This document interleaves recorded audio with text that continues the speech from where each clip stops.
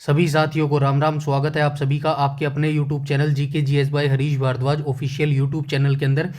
जैसे कि आप सभी जानते हैं, हमारी इंडिया जीके की जो है सीरीज चली हुई है मेरे भाई, ठीक है।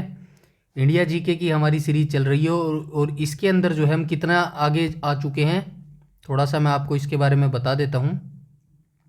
इंडिया जीके के अंदर जो है हम 12 क्लासेस यहाँ पर कर चुके हैं और आज हमारा जो है क्लास का नंबर है क्लास नंबर 13, ठीक है। क्लास नंबर 13 है। आई होप आपने जो है इससे पहले सारी वीडियोस जितनी भी है सीक्वेंस वाइज देखी होंगी, क्योंकि सारी वीडियोस के अंदर जो है बहुत सारा इंपॉर्टेंट डाटा मैं यहाँ पर बता चुका हूँ मेरे भाई, ठीक है। ये हो गई हमारी इंडिया जीके की बात। अब मैं थोड़ा सा आपको बता देता हूँ हरियाणा पुलिस के बारे में, ठीक है। हरियाणा पुलिस का जो पीएमटी पीएसटी है भाई, ठीक है, अभी आपने नोटिस देख लिया होगा। वो जो है क्या बता रहा है कि भाई मार्च में जो है आपका 7 मार्च से जो है आपका भाई पीएमटी पीएसटी स्टार्ट हो जाएगा, ठीक है।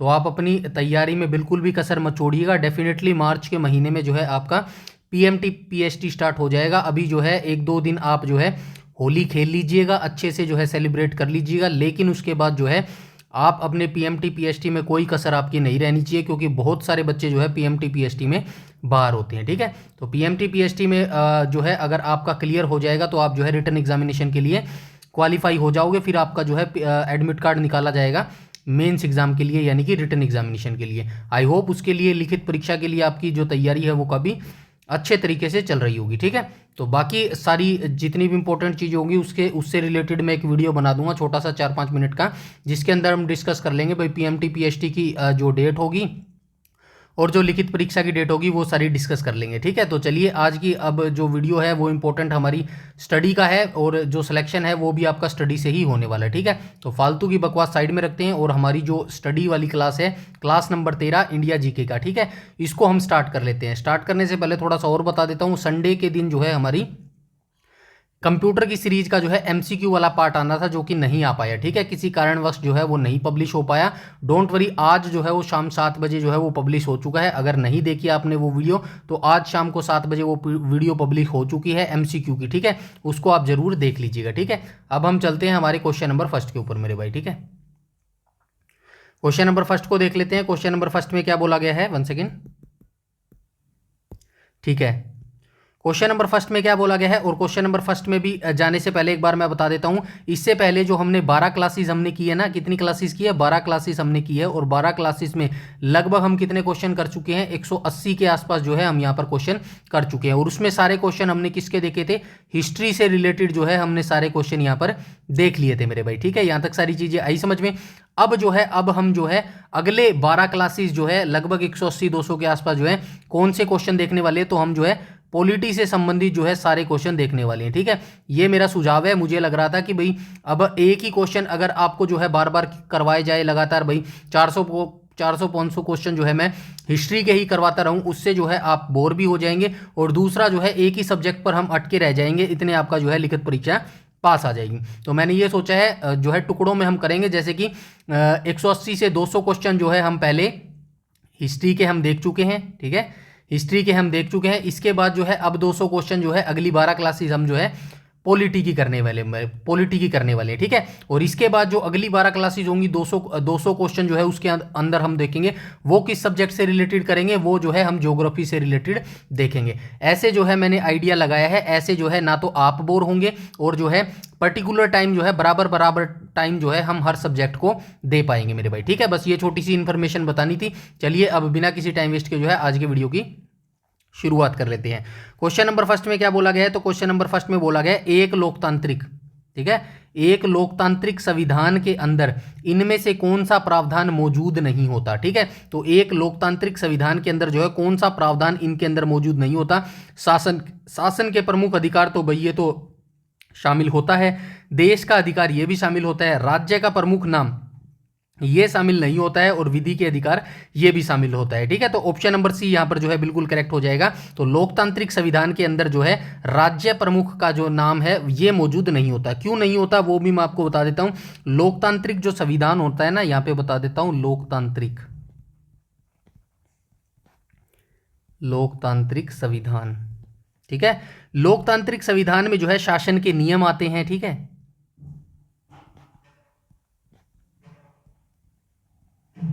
शासन के नियम आते हैं, नागरिकों के अधिकार आते हैं,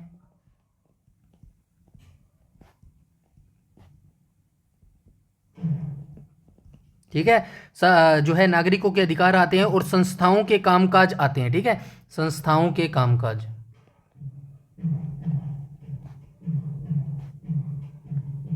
ठीक है, ये सारी चीजें किसमें आती है, ये सारी चीजें जो है लोकतांत्रिक संविधान के अंदर आती है मेरे भाई। ठीक है, आई होप यहां तक सारी चीजें जो है क्लियर हो गई होंगी। बाकी जो है मैं आपको यहां से भी दिखा दूंगा, ये सारी आपके पढ़ने के लिए शॉर्ट एक्सप्लेनेशन बिल्कुल एनसीईआरटी से उठाकर मैं आपके लिए यहां पर लेके आया हूं, तो कोई घबराने की जरूरत नहीं है। बस आपको मेरे लिए एक काम करना है, मेरी मेहनत और जो है मेरी मेहनत को वेस्ट मत जाने देना। ये जो मैं लिख के लेके आया हूं ना, ये आपके लिए लिख के आया हूं, यकीन मानिएगा कोई सी लाइन उठाकर जो है एग्जामिनर आपको पूछ लेगा मेरे भाई। ठीक है, तो यहाँ पर जो क्वेश्चन में क्या पूछा गया, लोकतांत्रिक संविधान पूछा गया ना, तो लोकतांत्रिक संविधान से रिलेटेड जो है सारी चीजें मैंने यहाँ पे लिख दी है। संविधान का स्वरूप हो गया, अधिकार और शक्तियां होगी, और नाम का उल्लेख क्यों नहीं होता। ऑप्शन इसका था ना जो है राज्य प्रमुख का नाम क्यों नहीं होता, तो यहाँ पे जो है नाम का उल्लेख क्यों नहीं होता ये भी देख लेना।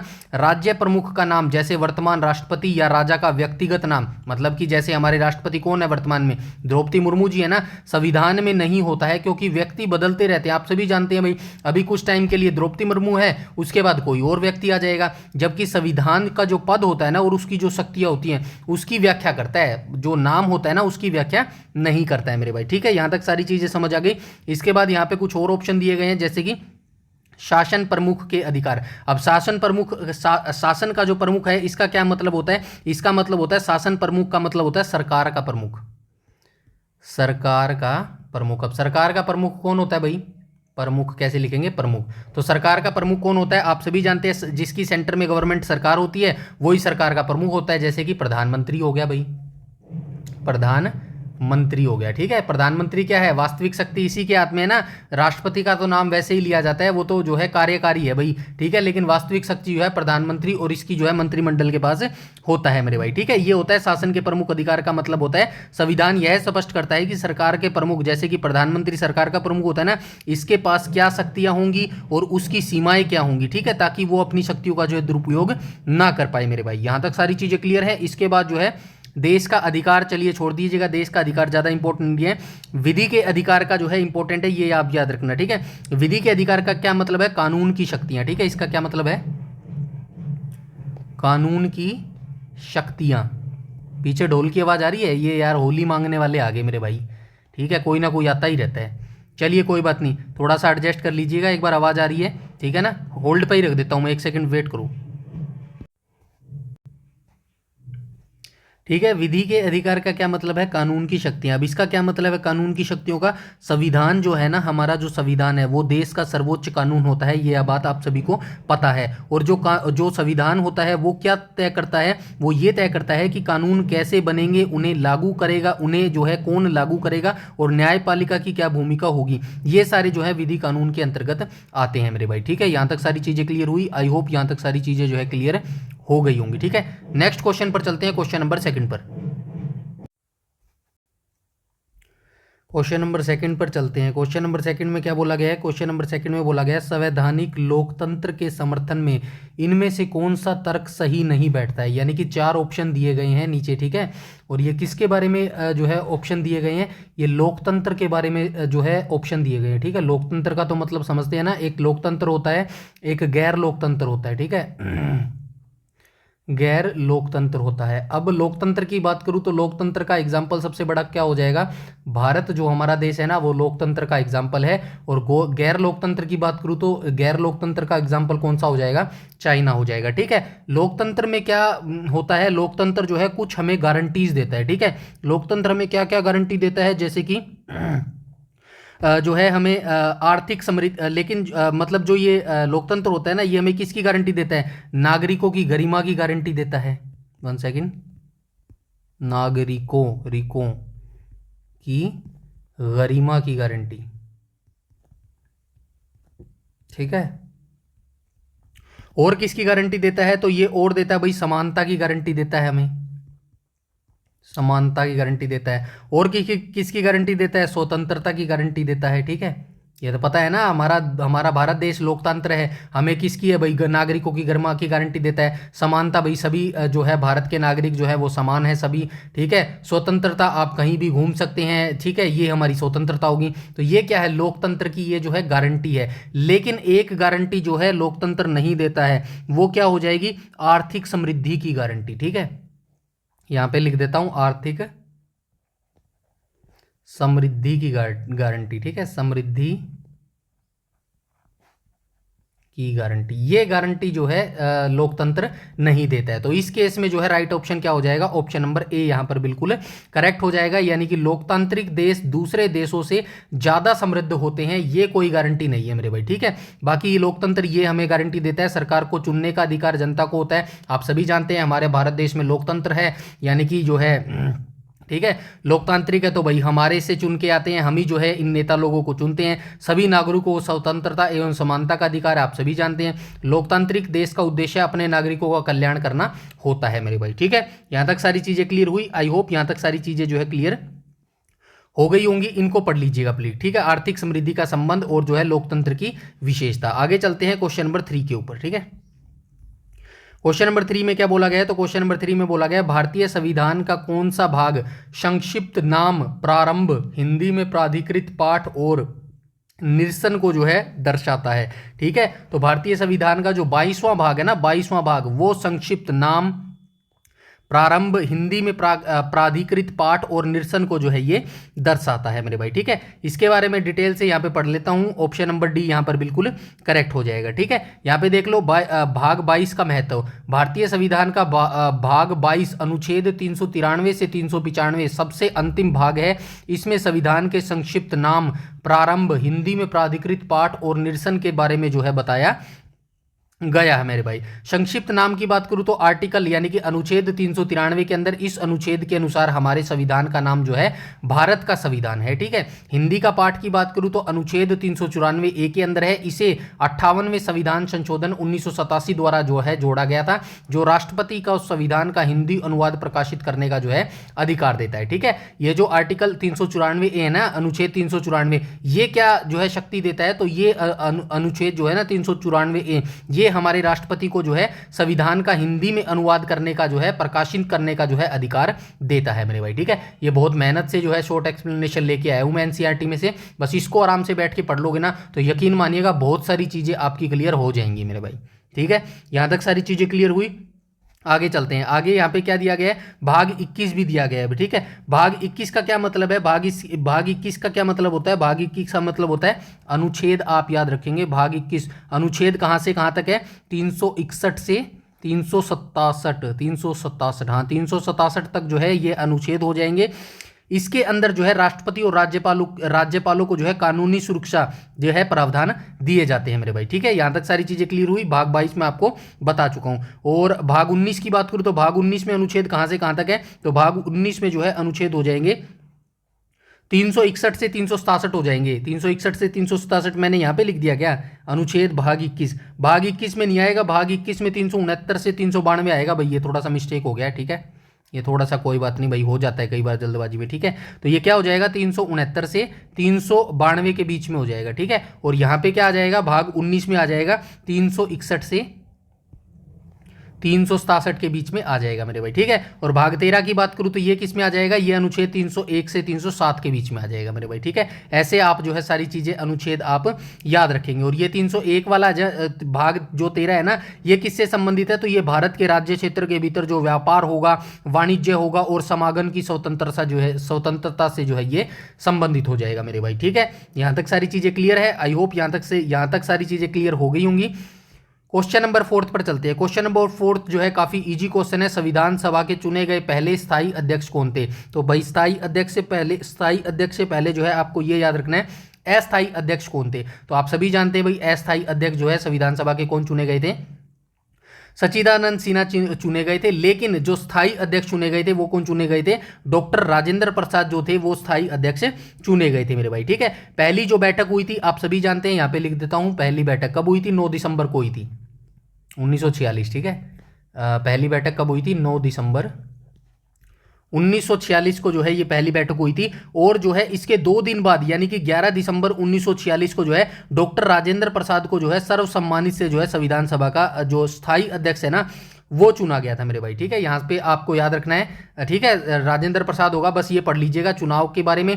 9 दिसंबर 1946 को पहली बैठक हुई थी, 11 दिसंबर 1946 को राजेंद्र प्रसाद को जो है संविधान सभा का स्थायी अध्यक्ष जो है चुना गया था मेरे भाई। यहाँ तक सारी चीज़ें क्लियर है। उसके बाद मैं आपको ये बता देता हूँ, राजगोपालाचारी के बारे में हम पहले भी देख चुके हैं जब हम हिस्ट्री का पार्ट कर रहे थे। तो राजगोपालाचारी कौन थे? स्वतंत्र भारत के पहले भारतीय गवर्नर जनरल बने थे, याद रखना। सी राजगोपालाचारी कौन बने थे? स्वतंत्र भारत के पहले भारतीय गवर्नर जनरल बने थे। और अगर पहले भारतीय ना पूछा जाए, आपसे डायरेक्ट ये पूछ लिया जाए, बताइए भाई स्वतंत्र भारत के पहले जो है गवर्नर जनरल कौन बने थे, तो वहां पे जो है चेंज हो जाएगा, लॉर्ड माउंटबेटन आ जाएगा मेरे भाई। ठीक है, यहां तक सारी चीजें क्लियर है। और सच्चिदानंद सिन्हा के बारे में जानते हैं आप, ये अस्थायी अध्यक्ष चुने गए थे। ठीक है, अस्थायी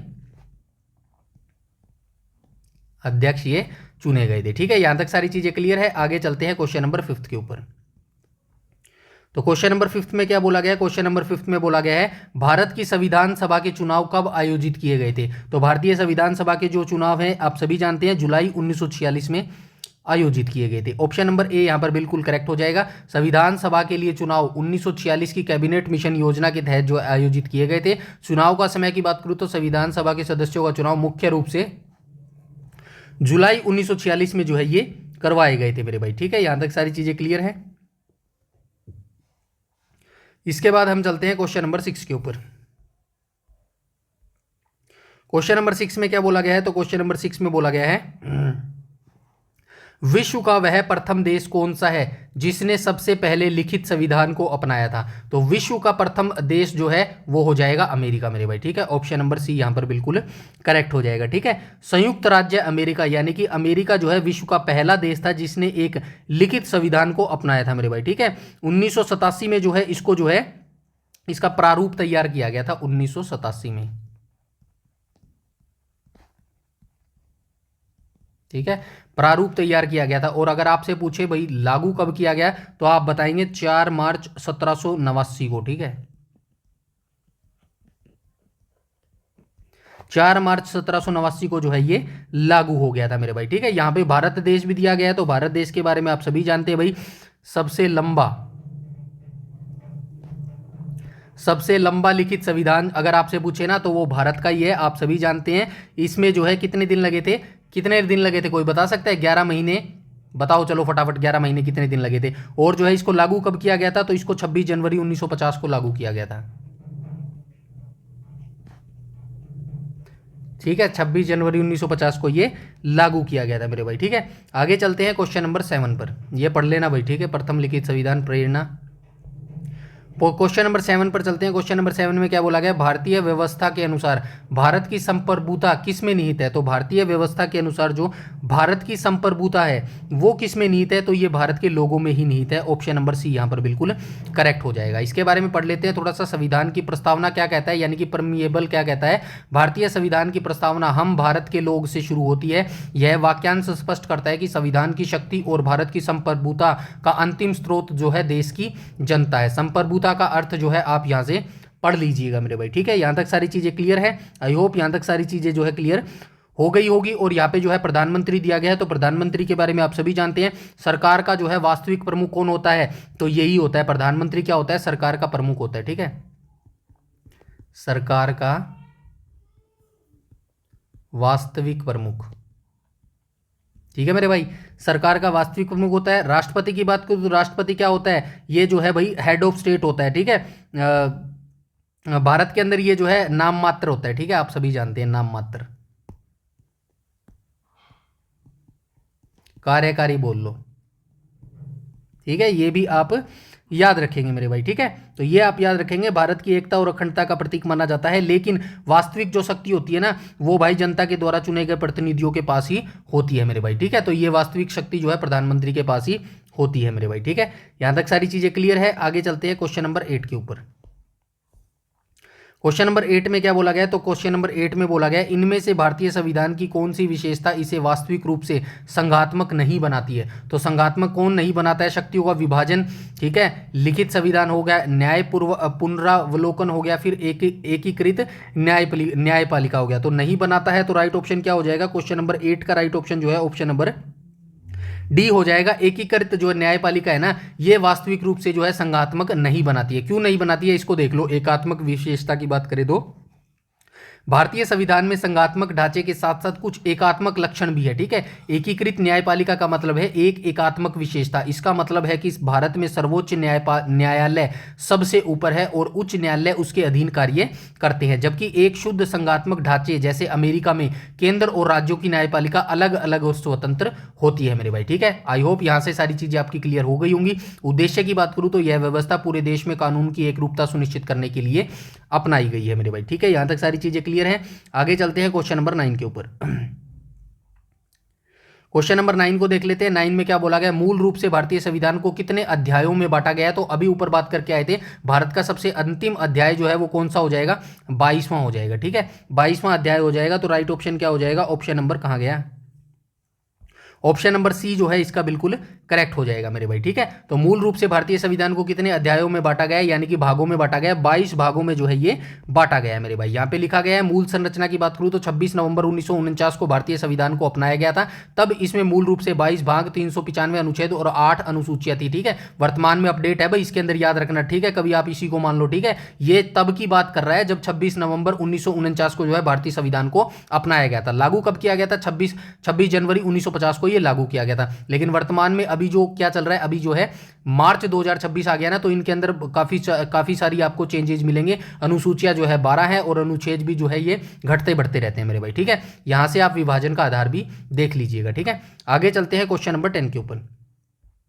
क्वेश्चन नंबर 10 में क्या बोला गया है? तो क्वेश्चन नंबर 10 में बोला गया भारतीय संविधान की प्रस्तावना में न्याय के अंतर्गत किस रूप का वर्णन नहीं किया गया है? तो भारतीय संविधान की प्रस्तावना में जो है न्याय के अंतर्गत जो है किस रूप का वर्णन नहीं किया गया? सामाजिक का तो किया गया है, राजनीतिक का भी किया गया है, आर्थिक का भी किया गया है, कानूनी का नहीं किया गया। तो ऑप्शन नंबर बी यहां पर बिल्कुल करेक्ट हो जाएगा मेरे भाई, ठीक है। इसके बारे में यहां से देख लीजिएगा। प्रस्तावना में न्याय, भारतीय संविधान की प्रस्तावना में 3 प्रकार के न्याय का उल्लेख किया गया, ठीक है। जो भारतीय संविधान है ना, हमारा जो देश का संविधान है, उसके अंदर प्रस्तावना में 3 प्रकार के न्याय का उल्लेख किया गया है। कौन कौन से? सामाजिक हो गया, आर्थिक हो गया और राजनीतिक हो गया। अब कौन सा जो है वर्ड इसके अंदर नहीं है? तो ये कानूनी वर्ड नहीं है। तो राइट ऑप्शन क्या है? ऑप्शन नंबर बी यहां पर बिल्कुल करेक्ट हो जाएगा मेरे भाई, ठीक है। यहां तक सारी चीजें क्लियर हैं।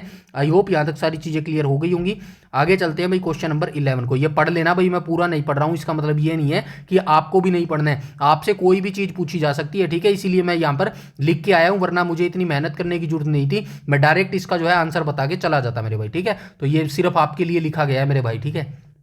आगे चलते हैं, क्वेश्चन नंबर 11 को देख लेते हैं। क्वेश्चन नंबर 11 में क्या बोला गया? भारतीय संविधान की संघीय सूची में इनमें से कौन सा विषय शामिल नहीं है? तो आप सभी जानते हैं भाई 3 सूचियां होती हैं, 3 सूचियां होती है, ठीक है। कौन सी अनुसूची में होती है, कोई बता सकता है भाई? ठीक है, 7वीं में है, 8वीं में है, फटाफट से कमेंट सेक्शन में बताओ, ठीक है। उसके बाद आपको पता है भाई एक संघ सूची होती है, ठीक है। एक राज्य सूची होती है भाई, ठीक है। एक क्या होती है? एक समवर्ती सूची होती है, समवर्ती सूची होती है मेरे भाई, ठीक है। संघ सूची का क्या मतलब है? इस सूची में जितने भी सब्जेक्ट होंगे ना, उन पर जो कानून है वो संघ बनाता है, यानी कि सेंटर बनाता है। अब राज्य सूची के अंदर जितने सब्जेक्ट होंगे उनके ऊपर जितना भी कानून बनाएगा वो राज्य बनाएगा, और समवर्ती सूची के अंदर जितने भी सब्जेक्ट होते हैं उनके ऊपर कानून कौन बनाता है? उनके ऊपर कानून संघ और राज्य दोनों मिलकर बनाते हैं मेरे भाई। यहां तक सारी चीजें क्लियर हुई। अब हम देख लेते हैं भारतीय संविधान की संघीय सूची में इनमें से कौन सा विषय शामिल नहीं है। तो क्वेश्चन नंबर 11 का जो है राइट ऑप्शन हो जाएगा ऑप्शन नंबर सी, यहां पर बिल्कुल करेक्ट हो जाएगा। स्थानीय स्वशासन राइट ऑप्शन हो जाएगा, ठीक है। स्थानीय स्वशासन किसका सब्जेक्ट है? तो ये स्टेट का सब्जेक्ट है मेरे भाई, ठीक है। राज्य का सब्जेक्ट है ये, ठीक है। ये राज्य का सब्जेक्ट हो जाएगा। बाकी रक्षा, रेलवे और ये रिजर्व बैंक ऑफ इंडिया जो है ये जो है संघ के सब्जेक्ट हो जाएंगे। यहाँ पे लिखा भी होगा, ये देखो, राज्य सूची का विषय स्थानीय स्वशासन राज्य सूची का विषय है। इस पर कानून बनाने और इसके प्रशासन की पूरी जिम्मेदारी जो है राज्य सरकार की होती है। यहाँ पे संघीय सूची के बारे में भी दिया गया है। इस सूची में विषय शामिल होते हैं जो राष्ट्रीय महत्व के होते हैं और जिन पर पूरे देश में एक समान नीति की आवश्यकता होती है। इन पर केवल केंद्र सरकार यानी कि संसद ही जो है कानून बना सकता है मेरे भाई, ठीक है। यहां तक सारी चीजें क्लियर हुई। ऊपर मैं बचा चुका हूं जो रक्षा सब्जेक्ट था ना, कहाँ गया रक्षा सब्जेक्ट? रक्षा किसका है? संघ का है मेरे भाई, ठीक है। रक्षा किसका हो जाएगा? संघ का हो जाएगा। रेलवे किसका हो जाएगा? रेलवे भी संघ का हो जाएगा, ठीक है। रिजर्व बैंक ऑफ इंडिया किसका हो जाएगा भाई? कोई बता सकता है रिजर्व बैंक ऑफ इंडिया किसका हो जाएगा? चलिए बताइए फटाफट से मैं कमेंट सेक्शन में।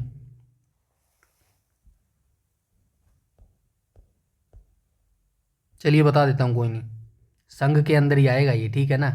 चलिए आगे चलते हैं, क्वेश्चन नंबर 12 को देख लेते हैं भाई, ठीक है। चलिए क्वेश्चन नंबर 12 को चलते हैं फटाफट से। क्वेश्चन नंबर 12 में बोला गया दुनिया में सबसे पहले किस देश ने लिखित संविधान को लागू किया है? अभी ऊपर देख के आए हैं, 1987 में जो है प्रारूप तैयार किया गया था और 1979 में जो है इसको लागू किया गया था। किसका था? यूएसए का था, ठीक है। यूएसए यानी कि United State of America. Option number C यहाँ पर बिल्कुल करेक्ट हो जाएगा, ठीक है। 4 मार्च 1989 को जो है लागू किया गया था। इसके बारे में हम पढ़ चुके हैं मेरे भाई, ठीक है। यहाँ तक सारी चीजें क्लियर हैं। और भारत के बारे में भी आप जान चुके हैं। भारत का जो संविधान था 26 नवंबर 1949 को अपनाया गया था और 26 जनवरी 1950 को जो है उसको लागू किया गया था मेरे भाई, ठीक है। यहां तक सारी चीजें क्लियर हैं। और अब ये मत करने लग जाना कि भाई इनका भी फ्रांस और कनाडा को भी बताओ, ये हमारे लिए इंपॉर्टेंट नहीं है मेरे भाई, ठीक है। जो आंसर में पूछेगा एक तो हम उसका डिस्कस करेंगे और भारत से रिलेटेड पूछेंगे मेरे भाई, ठीक है।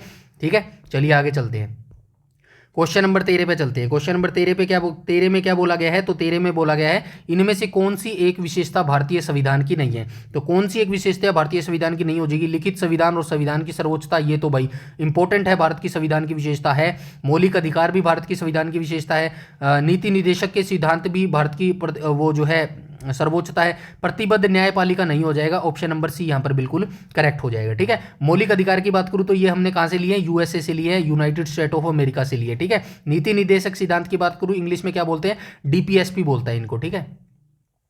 1 सेकेंड, अरे क्या, डीपीएसपी, ठीक है। डीपीएसपी का क्या बोलते हैं? डीपीएसपी यानी कि राज्य के नीति निदेशक सिद्धांत इनको बोला जाता है। अनुच्छेद की बात करूं तो 37 से 51 तक जो है ये डीपीएसपी दिए गए हैं मेरे भाई, ठीक है। मौलिक अधिकार की बात करूं तो ये कहां से कहां तक दिए गए? 14 से 35 तक दिए गए हैं मेरे भाई, ठीक है। ये भी आप याद रखेंगे, ठीक है। यहां तक सारी चीजें हैं, बाकी इसका जो है एक्सप्लेनेशन आप यहां से डिटेल से पढ़ लीजिएगा मेरे भाई, ठीक है। उसके बाद हम चलते हैं क्वेश्चन नंबर, ये भाग भी लिख लो यार यहाँ पे, ठीक है। आपसे पूछा जा सकता है भाई मौलिक अधिकार अनुच्छेद कहां से कहां तक है? 14 से 35 है और भाग कौन सा है? भाग 3 है मेरे भाई, ठीक है। भाग 3 है, ठीक है। और यहां पे क्या हो जाएगा? भाग 4 हो जाएगा मेरे भाई, ठीक है। ये भी आप याद रखेंगे मेरे भाई, ठीक है। नीति निदेशक तत्व जो है हमने किस देश से लिया है? किसी को पता है? आयरलैंड देश से हमने जो है इनको ग्रहण किया मेरे भाई, ठीक है। ये भी आप याद रखेंगे, ठीक है। आगे चलते हैं,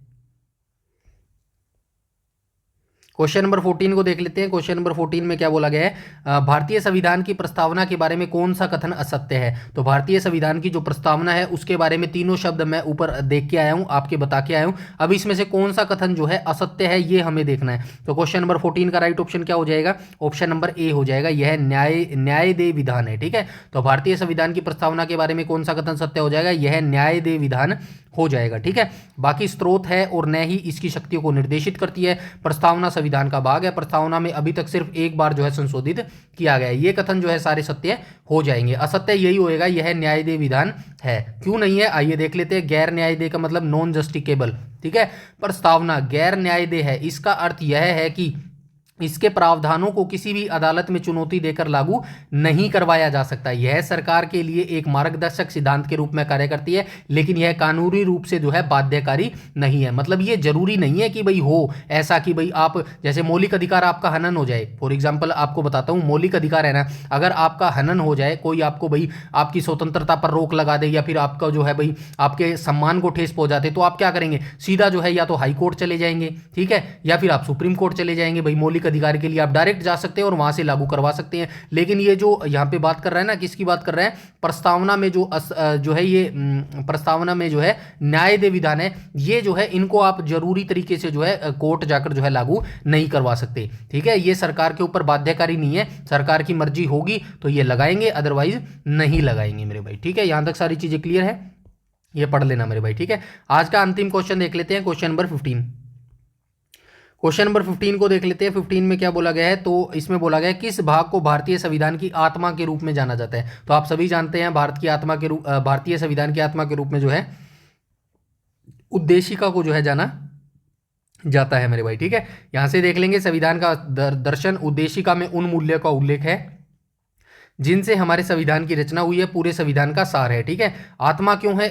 इनमें उन बुनियादी आदर्शों जैसे स्वतंत्रता, समानता और न्याय का वर्णन है जिनके आधार पर शासन चलाया जाना चाहिए। इसीलिए अक्सर संविधान की आत्मा कहा जाता है।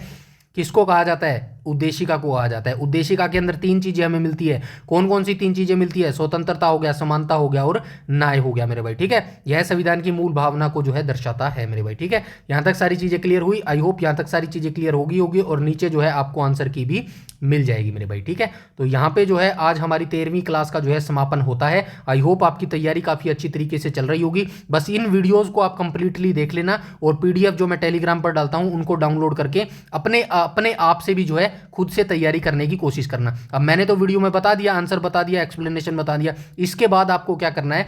अंधेरे में मतलब ये है रात के सन्नाटे में जो है पीडीएफ को आपको डाउनलोड करना है और आराम से पहले क्वेश्चन को पढ़ना है और उसके बाद जो है आपको आंसर की बिना देखे जो है उनके आंसर देखने हैं, अपने माइंड में सोचने हैं और नीचे से जो है शॉर्ट एक्सप्लेनेशन अच्छे तरीके से दिल लगा के जो है एक बार उसको रीड करना है। पता नहीं कौन सी लाइन आपके दिमाग में बैठ जाए और कौन सी लाइन जो है एग्जामिनर आपके क्वेश्चन पेपर में पूछ ले मेरे भाई। ठीक है, यकीन मानिएगा जो आपका हरियाणा पुलिस का एग्जाम है ना, पूरी संभावना है अप्रैल में आपका एग्जाम ले लिया जाएगा मेरे भाई। ठीक है, तो अभी भी आपके पास कितने दिन है? 31 मार्च, यानी कि 31 दिन तो ये हुए और उसके बाद जो है मेरा अंदाजा है 15 अप्रैल तक। ठीक है, 15 अप्रैल तक तो 30 और 10 40 और 40-45 दिन है आपके पास। अभी भी अच्छे तरीके से आप तैयारी कर सकते हैं मेरे भाई। ठीक है, तो सिलेक्शन के लिए आप मेरे साथ जो है आ सकते हैं, कंटिन्यू कर सकते हैं, बाकी आपकी मर्जी है, कोई दिक्कत वाली बात नहीं है मेरे भाई। ठीक है, तो आज की वीडियो में इतना ही रखते हैं। बस मेरी मोटिवेशन के लिए वीडियो को ज़्यादा से ज़्यादा लाइक कर दिया करो और वीडियो को शेयर कर दिया करो मेरे भाई। ठीक है, बस इतना सा मेरे लिए आप जो है काम कर दिया करो,